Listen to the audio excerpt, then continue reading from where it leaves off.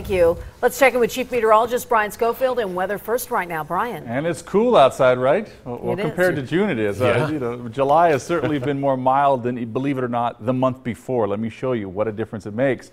That's the big number right there. What does that number mean? That's the difference between June and July's average temperature. June, 5.2 degrees above average. July so far, 2.5 degrees below average. So look at that span, boy. Yeah, June's turned out to be much hotter of a month than July ever was.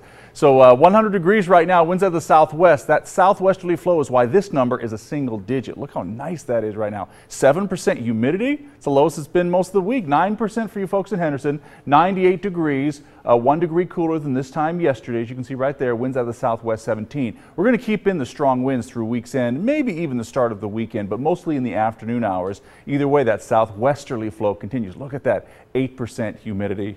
I'll take that any day of the week. So 100 feels better than it normally does this time of year.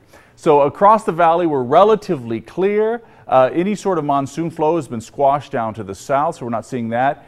And from a trough that's moving through to the north, just an area of low pressure, a little extended area of low pressure, if you will, that's where we're seeing really the front of any sort of moisture, but we're also getting the wind out of that because of that disturbance. We're not getting any of the wet weather, but the wind, yes, definitely getting that. So once that pulls out, high pressure will be allowed to essentially move back in again, get quite strong, and then we will really start to heat things up, and we're planning summer to make a big comeback. Not tonight, however. 60s and 70s across the board for tonight. Afternoon highs tomorrow, still below normal. That's not summer-like. Let me show you summer-like numbers, although.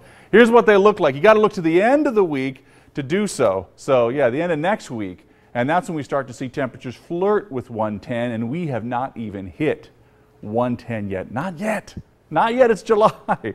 Phenomenal numbers just to see below normal leading up to that as well. Back to the desk.